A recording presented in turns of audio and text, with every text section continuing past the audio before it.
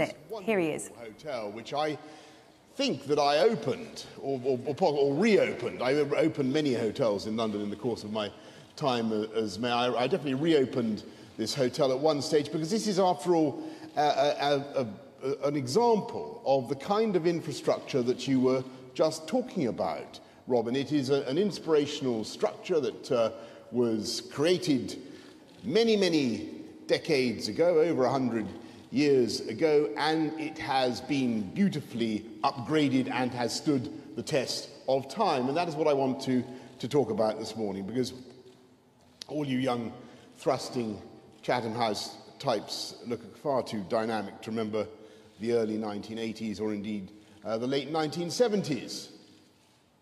I mean, do you? I certainly do. And I remember being chilled to the marrow, not just by the newspaper graphics, the hundreds of nuclear missiles trained on this country, by the Warsaw Pact. Scarier still were the attempts by the UK government to reassure the population. The pamphlets and films that told you such things as how to build a fallout shelter. You took several doors off their hinges and propped them up diagonally against a wall, reinforced them with suitcases full of books, and then you were told to tune to Radio 4, where the contingency plan was to play endless reruns of Just a Minute. And there really was a time when British children knew all about 4-minute warnings and the perils of radiation sickness, and we all read a book called Where the Wind Blows by Raymond Briggs. Anybody remember that? And we brooded, I did as a teenager, on the horror of those weapons. And for decades now, that threat has seemed to vanish. It went with the end of the Cold War. We don't want it back. And that is why people are watching with such interest and the first stirrings of apprehension the events in the Korean Peninsula. Kim Jong-un has tested 19 missiles so far this year and has conducted 4 of the 6 nuclear tests ever carried out by that country.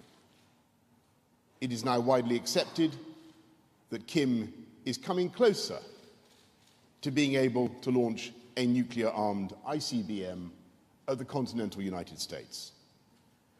I should stress that this has not only prompted outrage in America, but it is a prospect that has been unanimously condemned by Russia, by China, by the EU, to say nothing of the dismay of those quintessentially peaceable countries, Japan and South Korea.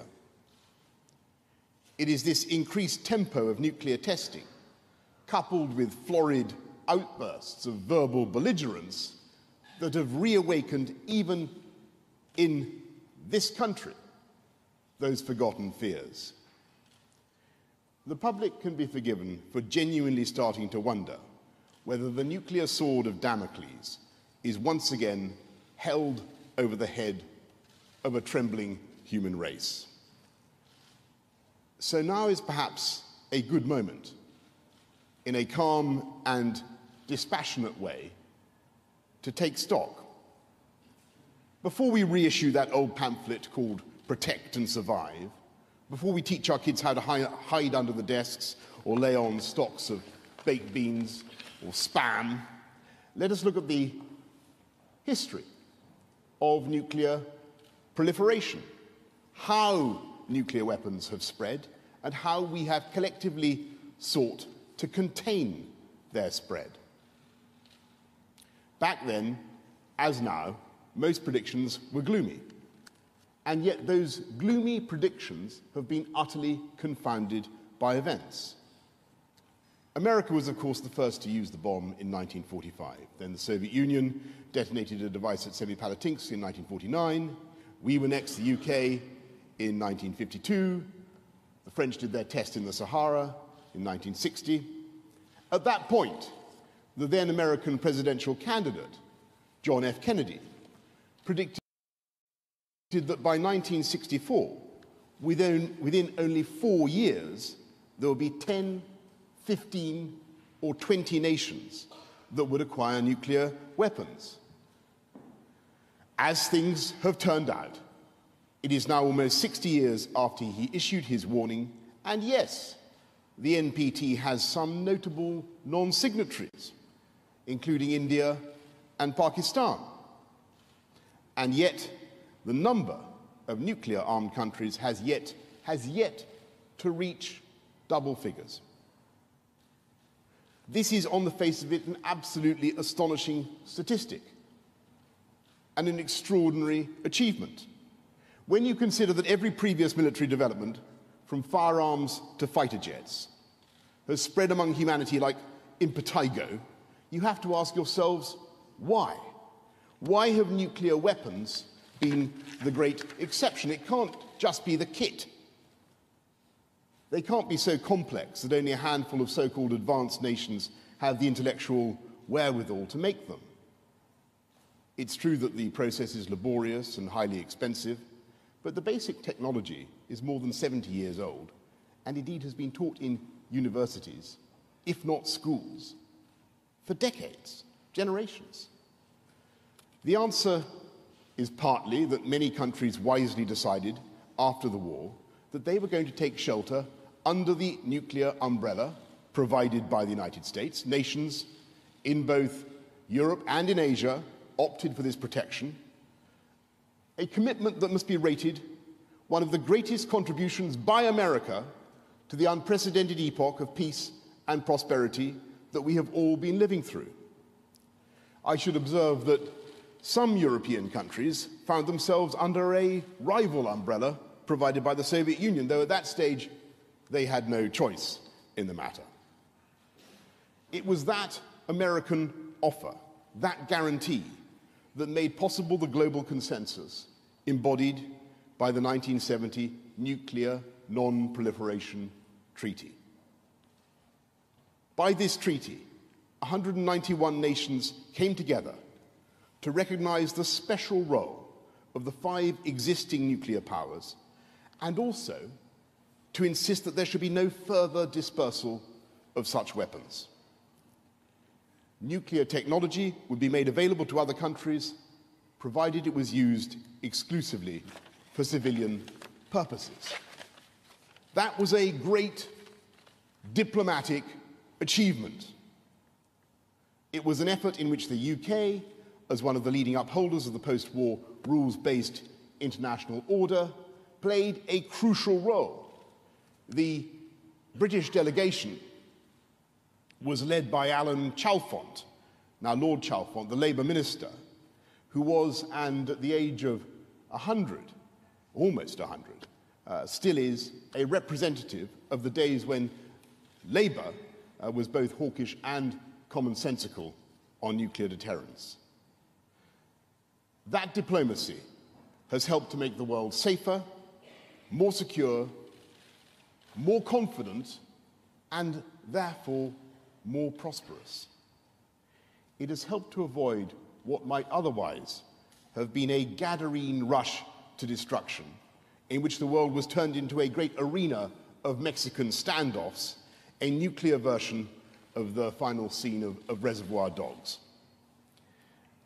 That farsightedness is now needed more than ever, not only to keep the NPT, but also one of its most valuable complementary accords, the nuclear deal with Iran. To grasp the importance of the Joint Comprehensive Plan of Action, we should remember that just before it was signed in 2015, Iran had enough centrifuges and low-enriched uranium to be only months away from producing the essential material for at least one nuclear weapon. Let us remember what the consequences would have been for Iran and the world if Tehran had gone down that road. Never mind the response of Israel, or indeed the United States, to the fact of nuclear weapons in the grip of the Iranians, a regime that has been capable of blood-curdling rhetoric about the mere existence of the Zionist entity. A nuclear-armed Iran would have placed irresistible pressure on neighboring countries to up the ante and to trigger an arms race in what is already one of the most volatile regions of the world. Imagine all those mutually contaminating, sectarian, dynastic, internecine conflicts in the Middle East today. Then turn the dial and add a nuclear arms race. Think of the nightmare that deal has avoided. It is a nightmare we can continue to avoid if we are sensible and if we show the same generosity and wisdom as the negotiators of the NPT. And first and most important, it's important to understand, vital to understand, that President Trump has not withdrawn from the JCPOA. He has not junked it. He has continued to waive nuclear-related sanctions against Iran, and having spoken to some of the most influential figures on Capitol Hill, none of them fans of the Iranian regime, I have absolutely no doubt that with determination and with courage, the JCPOA can be preserved. This is not just because the essential deal is in the interests of Western security, though it is, but because it is profoundly in the interests of the Iranian people. This is a great nation of 80 million people, two-thirds of whom are under the age of 30. They are highly educated, both men and women. They watch YouTube. They dance to music videos, even if it is in the privacy of their own home. They use and understand technology. They're bursting with capitalist and entrepreneurial spirit. If we can show them they are welcome in the great global marketplace of ideas and innovation, then in time, a very different relationship is possible with the modern heirs of what is, after all, one of the greatest of all ancient civilizations. That is the possibility that the JCPOA holds open. Not just averting a perilous and debilitating arms race, but ending the long and largely self-imposed exclusion of Iran from the global mainstream that so many millions of Iranians yearn to join. Of course, we in the UK share with our American friends and with many of our allies in Europe and across the Middle East, the concern, the legitimate concern, over the disruptive behavior of the Iranian Revolutionary Guard in countries hundreds of miles from their borders. It is simply provocative and dangerous that Iran has supplied tens of thousands of rockets and missiles to Hezbollah in Lebanon, weapons that even now are pointing at Israel, but whose use would bring the most destructive retaliation not on Iran, the responsible party, but upon the people of Lebanon. It is of no conceivable benefit to the tormented people of Yemen that Iran should be supplying missiles to the Houthi rebels, which they use routinely to strike targets in Saudi Arabia. Behavior which, alas, can only strengthen the convictions of those in the region who believe they have no choice but to respond to Iran's actions. And frankly, it's astonishing that the Iranians, who rightly complain that the world looked the other way when they suffered so tragically from the chemical weapons deployed by Saddam Hussein in the 1980s, should even now be abetting and concealing the crimes of Bashar al-Assad, who has used the same methods against his own people. And so I think it's right that we should join with our American friends and allies to counter this kind of behavior wherever possible.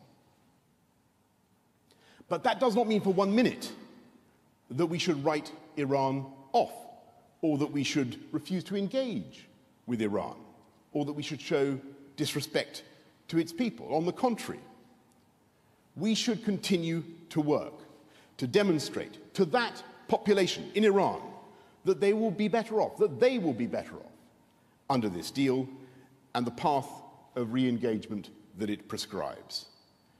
And that is the model of toughness but engagement, each reinforcing the other, that we should have at the front of our mind as we try to resolve the tensions in the Korean Peninsula. I think it's right that Rex Tillerson has specifically opened the door to dialogue.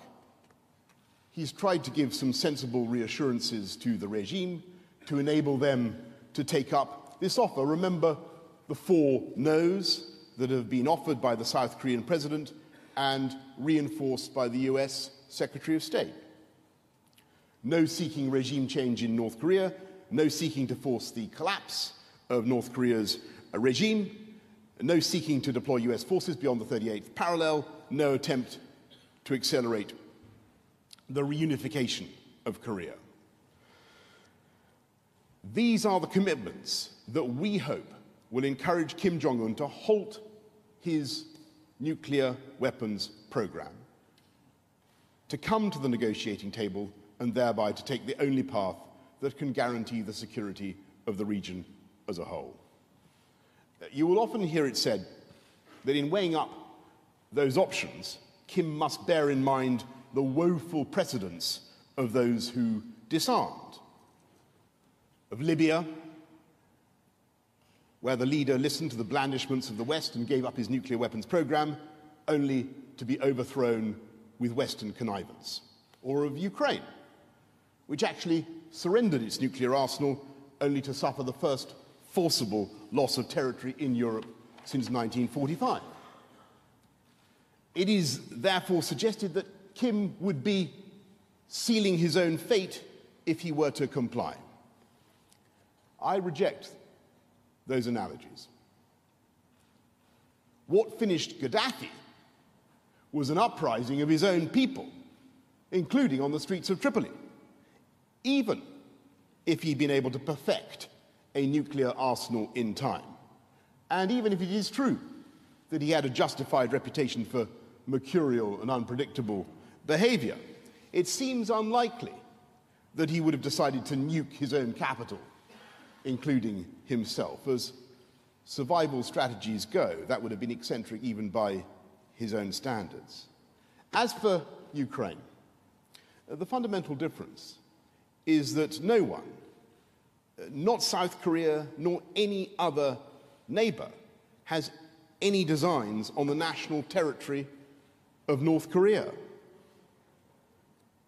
And the crucial question Kim Jong-un surely needs to ask himself is whether his current activities are making Pyongyang any safer for himself and for his regime.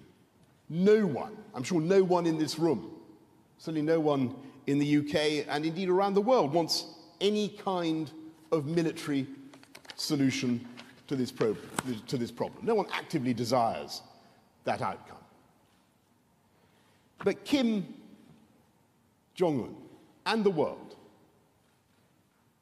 need to understand that when the 45th President of the United States contemplates a regime led by a man who not only threatens to reduce New York to ashes, but who stands on the verge of acquiring the power to make good on his threat, I'm afraid that the US president, whoever he or she might be, will have an absolute duty to prepare any option to keep safe not only the American people, but all those who have sheltered under the American nuclear umbrella. And I hope Kim will also consider this, that if his objective is to intimidate the US into wholesale withdrawal from East Asia, then it strikes me that his current course might almost be designed to produce the opposite effect. Already President Moon of South Korea, hitherto seen as one of the political leaders most open to engagement with the North, is installing US-made THAAD missile defenses. And in Japan and South Korea, it is easy to imagine the growth of domestic pressure for those governments to take further steps to protect their own populations from a nuclear North Korea. In short, Pyongyang faces the same dilemma as Tehran. By continuing to develop nuclear capabilities, Kim risks provoking a reaction in the region that is at once defensive and competitive, that reduces, not increases, his security and therefore reduces, not increases, the survival chances of their regime. And therefore, I hope that Kim will see that it is no part of Juche, his family doctrine of national self-reliance, nor is it in the interest of his national security to end up with an escalation of America's military presence in East Asia, let alone to run the risks that could imperil his regime. And until he understands that, I'm afraid we have no choice collectively but to step up the pressure on Pyongyang. And it's one of the most encouraging developments this year that the UN Security Council, with the strong support of the UK, has unanimously passed 3 resolutions to tighten the economic ligature around the regime. When I joined a debate on North Korea in the Security Council earlier this year, I was struck by the unaccustomed absence of discord. For the first time, the Chinese have agreed to impose strict limits on the export of oil to North Korea, which until now was taboo. There has been an unmistakable change in Chinese policy, and that is warmly to be welcomed.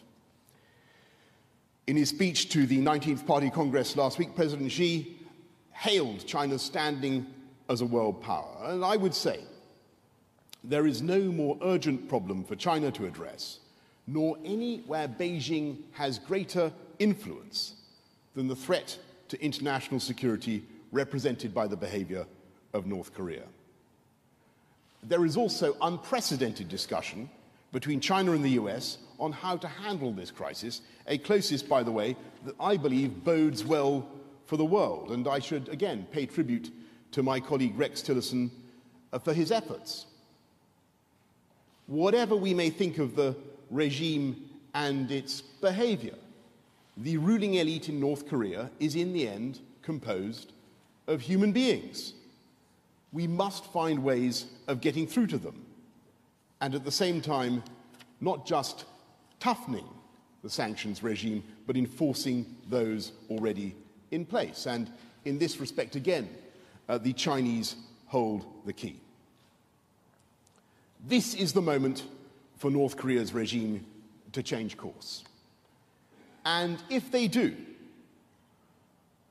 the world can show that it is once again capable of the diplomatic imagination that produced the Nuclear Non-Proliferation Treaty, arduously negotiated back then, and after 12 years of continuous effort, produced the JCPOA nuclear deal with Iran. It won't be easy, but the costs of failure could be catastrophic. We cannot disinvent nuclear weapons or wish them away. And the events in the Korean Peninsula are the clearest possible rejoinder to those, such alas as Jeremy Corbyn in at least some of his pronouncements, though I accept in this matter as in so many others, he says different things at different times, to those who say we should unilaterally cast aside our nuclear weapons. To wield a nuclear deterrent, as this country does, is neither easy nor cheap.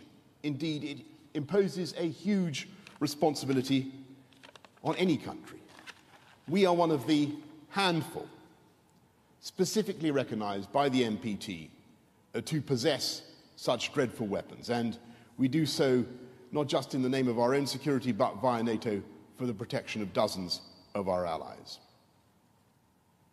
And by holding that stockpile, a minimum stockpile, I should say, which has been reduced by half since its Cold War peak, we play our part in deterring the ambitions of rogue states.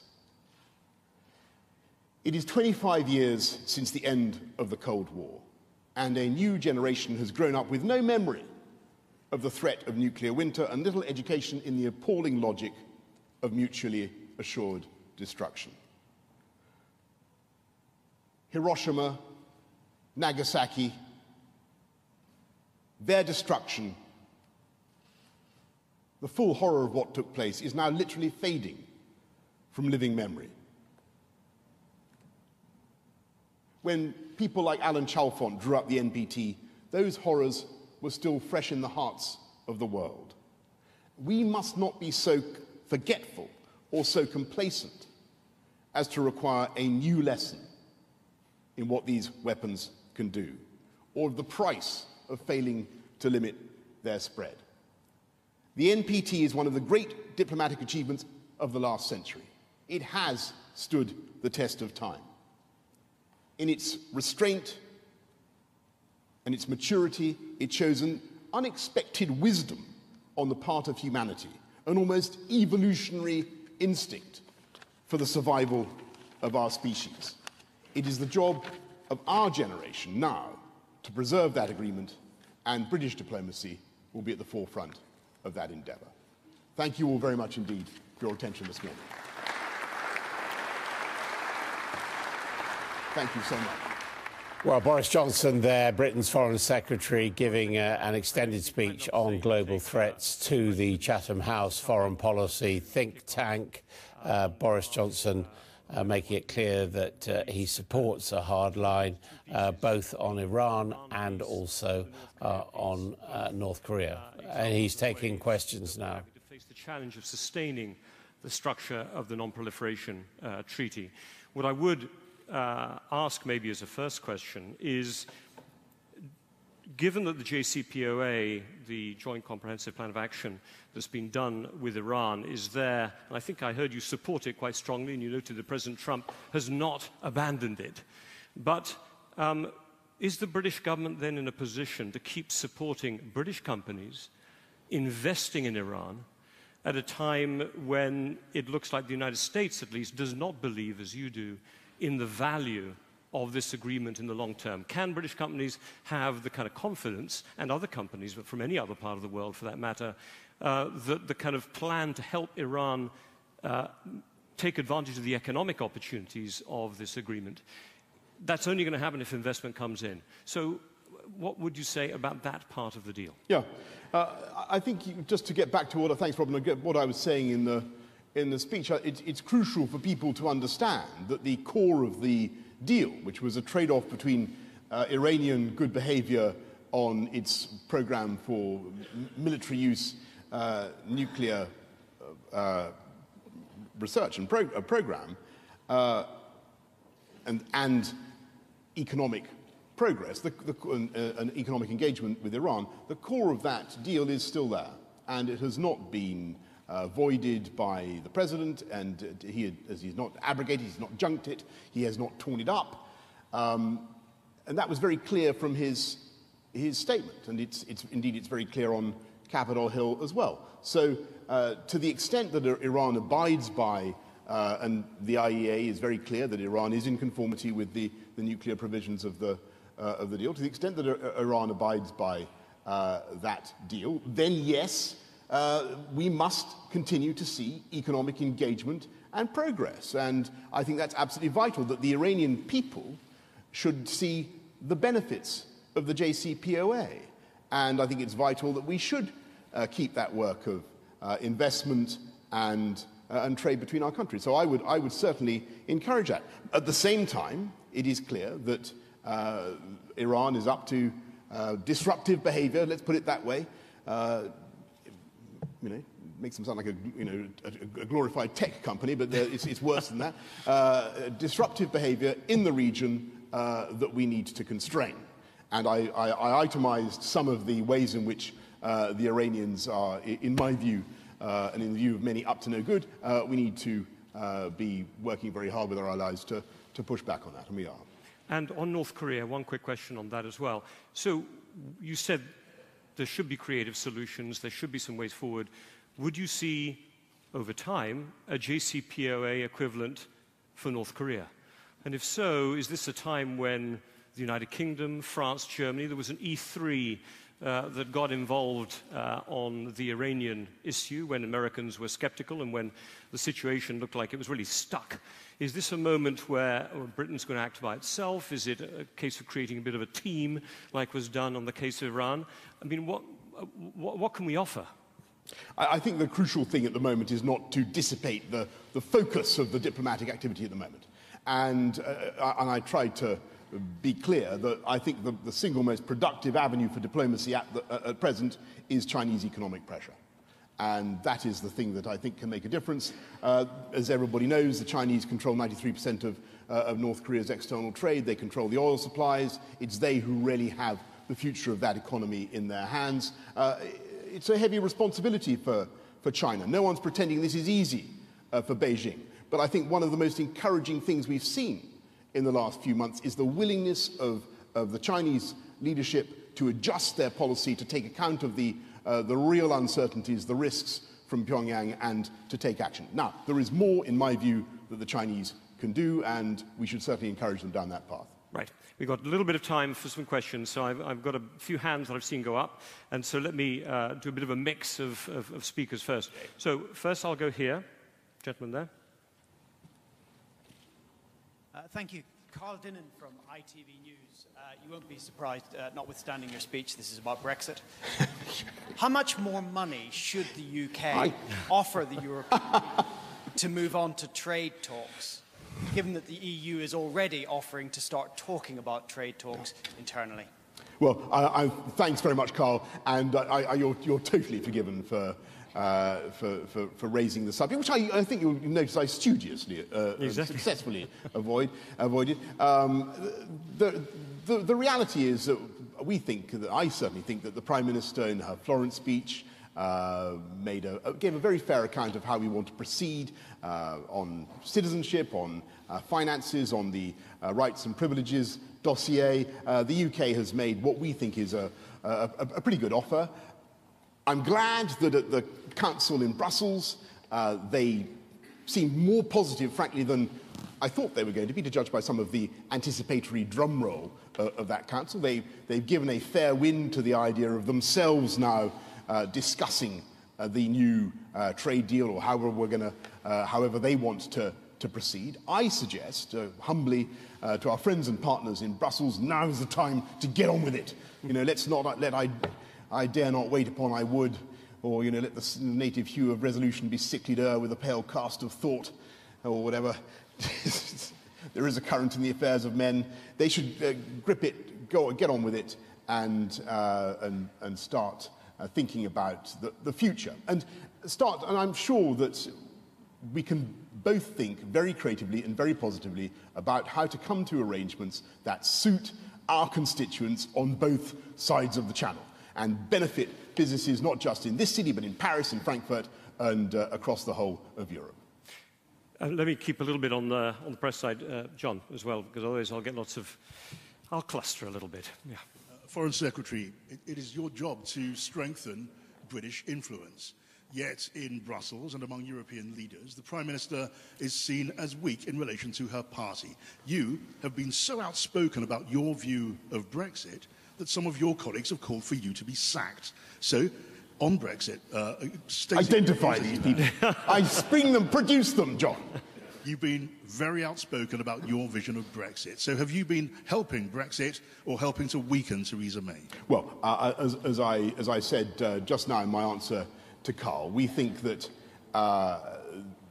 the offer that the Prime Minister made at Florence, and I remind you that the entire British cabinet is united around every dot, comma, syllable of the Florence speech. We think it's an excellent text. It's an excellent basis on which to proceed, and we hope our European friends and partners agree. I trust everybody has read, all you foreign policy junkies, you've all read the Florence speech, haven't you? Not everyone here is from Europe, or Britain for that matter. But they are nonetheless foreign policy junkies. No, actually, I think quite a few different sectors here. Actually. I'm so sorry. And I'll show that by the next set of questions, actually. I'll take one of my colleagues here, because I know there's a report come out, and I know where it's going to take us, I think, so that'll be useful. I'll come around. I'm so sorry. I didn't mean to say you were foreign policy junkies if you're foreign policy junkies. I'm so sorry. Boris Johnson, I manage Ukraine Forum at Chatham House, and I appreciate, Foreign Secretary, you mentioned Ukraine, but also Belarus and Kazakhstan gave up the nukes. But we know what is the big elephant in the room. It's Crimea. And it's the territorial integrity that was guaranteed by Russia. For the same matter, United Kingdom, United States, France, and China were co-signatories. What is your proposition? How can we resolve Crimea to restore trust in international law? Well, thanks. You're putting your finger on one of the most agonizing sore points of the a diplomatic, a political failure of, and indeed an act of aggression. That has so far we have found no adequate, to which we've so far found no adequate response. And we must be honest about that, because Russian behavior in Crimea was, as I said, the first seizure of sovereign territory of another European country since 1945. And yes, it was dismaying, and it remains shocking. That's why the United Kingdom has been in the lead in insisting that we do not relinquish our pressure on Moscow. We do not relax the sanctions that Moscow has faced as a response to their behavior. And we will continue to be in the forefront of insisting that Russia must pay a price for what it has done. This wasn't a setup, but I did see this hand go up earlier on. Mr. Pushkov. So there's a microphone will come here, please. On this side of the room. Yep, thank you. Got to even it out a little bit. I'll come to you, madam, after this. Alexei Pushkov, Upper Chamber, Russian Parliament. Mr. Johnson, you've cancelled your trip to Moscow, which was planned for April. Now it seems you decided to go there in December. What brings you to Moscow? Why now, and what do you expect from your talks with Mr. Lavrov? Well, thank you very much, and welcome to London. I would just say this: our relations with Russia at present, in view of what happened in Crimea, in view of outstanding issues between our country, which I need not delay this audience with, which will be familiar with the Litvinenko affair. They will be familiar with our anxieties about cyber warfare and so on. Our relations with Moscow at the moment are difficult, and we know that. You know that. We all know that. And it's a great pity, by the way, because when I was mayor of this city, and certainly 20 years ago, it seemed possible that there would be another relationship. And I think we all go through this. I genuinely thought that we would be able to welcome Russia into the comity of democratic nations in the way that was envisaged by Bill Clinton and others in the 90s. It never really happened. And I think we have to do a bit of soul searching about why it didn't happen, how we lost Russia and what went wrong. I think there were faults on both sides. But we are where we are, and it's difficult.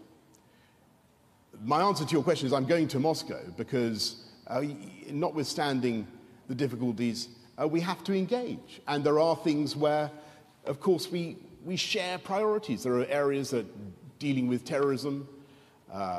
You've got a football World Cup coming up. I think we're still in it. Yeah.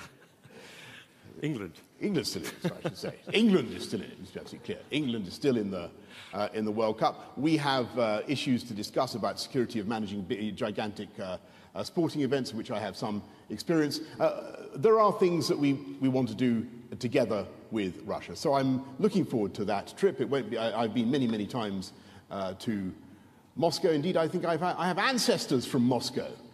Before becoming Foreign Secretary, I strategically stationed my ancestors around the world, as some of you may know. So I have family from there as well, and I'm looking forward to going back to my roots once again.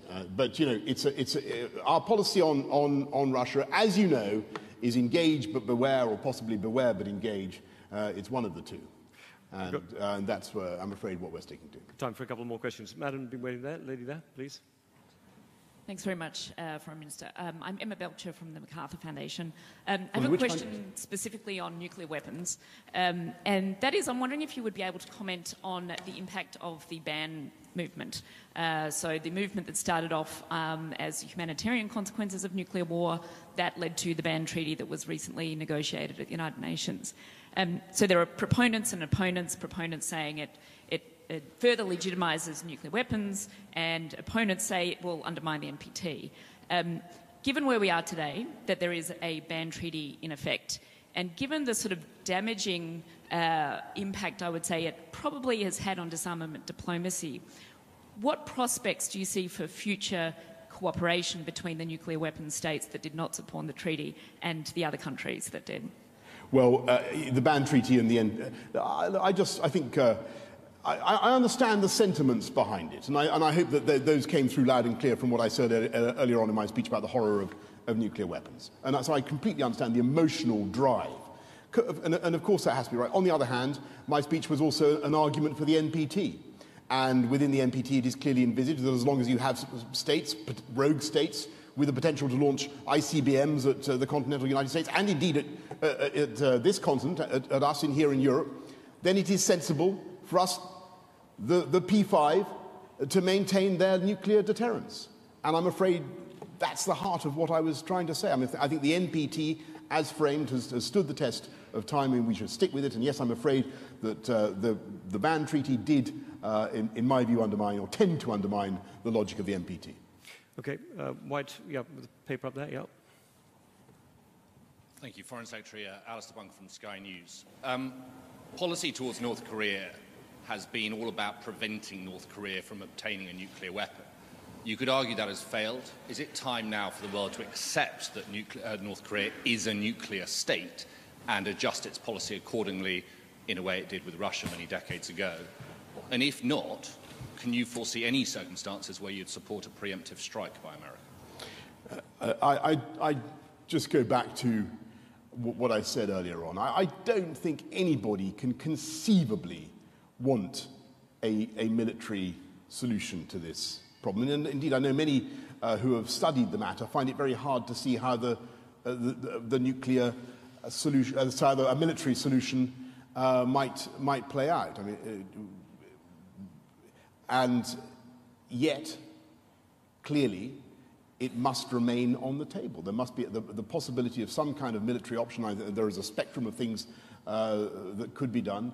That possibility must, at least theoretically, be maintained on the table, which is why I said it was the duty of any president of the United States, given the threat that his or her country could face from a nuclear-armed North Korea. It is the duty of the president at least to explore those military options and to keep them on the table.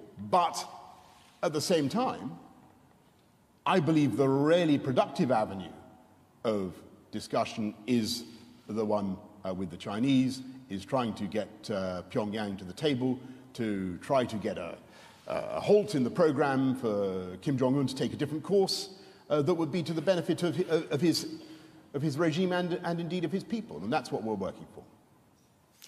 I think we've headed over time, sir, so I should let you... I've got a lot of hands up, but I'm not going to be able to give more time to do it. We're already a little over time, 20 past. So I have to say sorry to all of you who've been standing there with your hands up, waiting to ask questions. That's right. The Foreign Secretary has to... Thank you so much. Thank you very much. Thank you very much indeed. Thank you very much. Thank you. Thank you. Well, the Foreign Secretary, Boris Johnson, for once,